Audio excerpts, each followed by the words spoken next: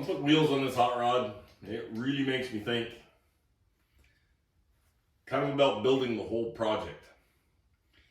I guess what I mean by that, you've got a car, something like this, or a Corvette, or hell, anything. I mean, it all has to flow in a certain way. If you're going to make your project look half worth of shit, it all needs to kind of work together.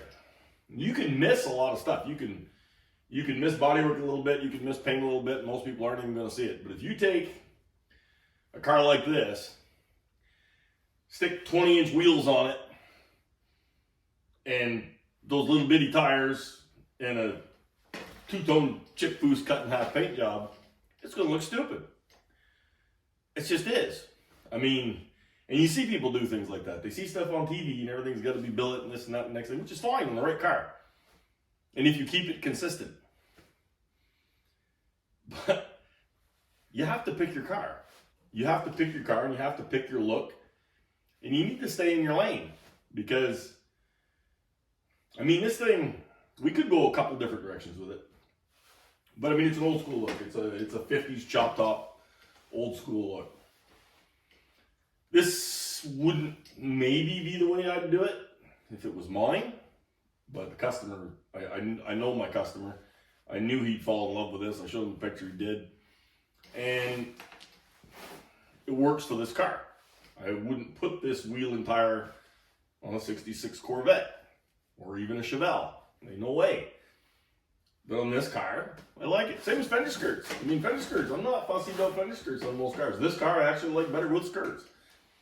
It just suits this particular car. But that's what I'm talking about, is trying to make your project fit together and flow and have some symmetry.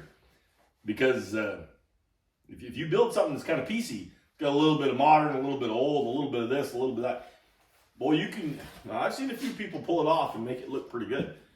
But 9 times out of 10, it looks like crap. It just looks like somebody couldn't afford parts and you know, built something out of the flea market. Which I've done a lot of too. But I'm a little careful when I do it. I try to have, you know, I try to pick my parts. And I try to have everything at least be in the same family. So I'm thinking, when you're building a car, it's really nice to have a plan going in. Unfortunately, that plan never holds. I don't think I've ever built a job where I didn't come up with some other idea in the middle of it. The basics of the plan do hold. And you know, you have a certain look in mind. You try and I can picture them in my mind, how they're going to look before I'm done. You know, and as I start building them, I'll see a few things maybe a little bit differently, and that's sometimes why plans change. Or the customer makes a change or whatever. I mean, like this car was supposed to be flat black. And a bit roughish, really. I wasn't supposed to finish it to this extent. It had to have so much bodywork that I ended up with it relatively straight. So I just said, I told the guy, I said, you don't need to do, you know, flat black or semi-gloss if you don't want to. Number one, it's not any cheaper. Number two, it's kind of a pain in the ass because if you get a dust speck or something like that, you can't buff it out. You can't do anything. Because if you buff flat black or semi-gloss black, you get shiny black. So that's that. Anyway, to me, it was just as easy just to do this. So we did this, and he was right in love with it. So it ended up shiny black, which I didn't, you know, one way or the other. I wasn't the hill I was going to die on, but that's just kind of how it ended up. Still kept the same basic look. Black suits this whole car. Looks, you know, and it's a nice, it's a base clear, but it's a nice deep clear. So it looks, you know, it looks like it doesn't have that hard top shine like a clear coat has, which is another thing. You know, you're painting these old cars and you put a modern looking paint on them. Now, if you build the car in a certain way, you could get away with it, but in another, like this one, I think it suits it a lot better to have that deeper kind of a lacquery look. And it's just a little more period correct. It just kind of suits the body style, you know, with all these rounds and everything. It really gives it that depth and it makes it look pretty cool. But it's all stuff I try to think about when I'm doing a car because, you know, if you don't put some thought into it and you don't have a little bit of an idea, or you can't picture it and you're in the middle of it, talk to some people and kind of look at some pictures and find something that, that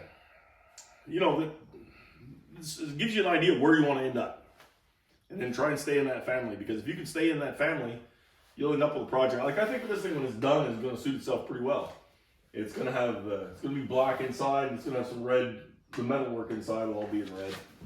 It's going to get new bumpers, which I'm going to do this week. It's got a re-chromed grill.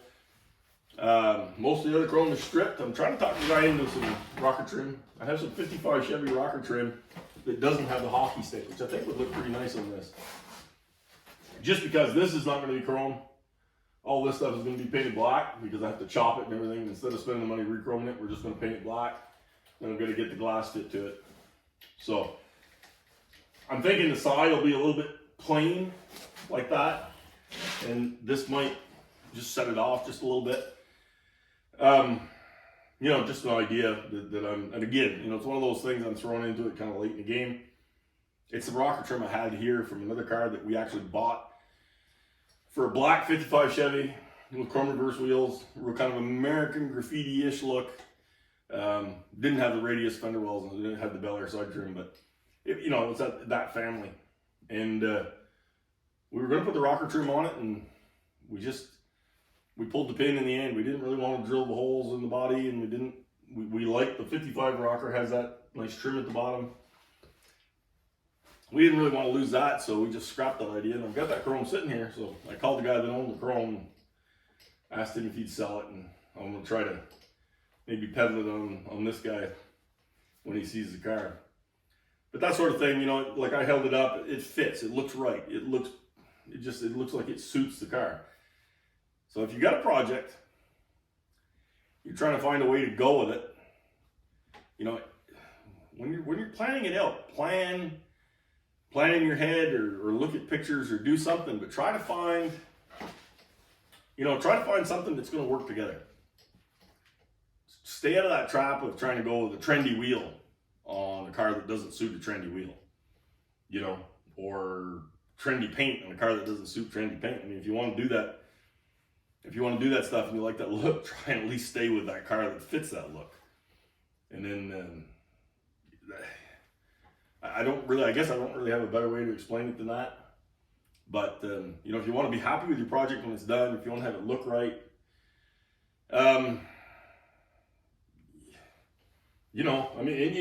hell, I'm not talking about just this type of project either. I mean, if you're building a lowrider, if you're building a stance car, if you're building anything really, try to stay in that family. I don't know. I guess if I built a lowrider, maybe it would have a big old blower sticking out of the hood and wouldn't have 13-inch wheels on it. So I probably wouldn't be building a lowrider, would I? So that's kind of what I'm saying. Try and stay out of those traps. I mean, if you don't want that, don't do that. Like, if you don't want a lowrider that's actually a lowrider, don't build a lowrider. Is what I'm saying, because you're going to end up with some bastard that's halfway in between everything, and you're not going to be happy, and nobody looks at it's going to be happy. And if you ever want to sell it, you're going to be kind of hung with something that suits you and nobody else. So, it's all because these are an investment. You got money tied up in these things. So, end of the day, you kind of want to have some value. You want to have something. You or your family when you're gone or whatever. It's still a commodity. It's still worth something to somebody. So try and keep it to where it's going to make you happy. It's going to make your family happy. It's going to make the people that look at it happy.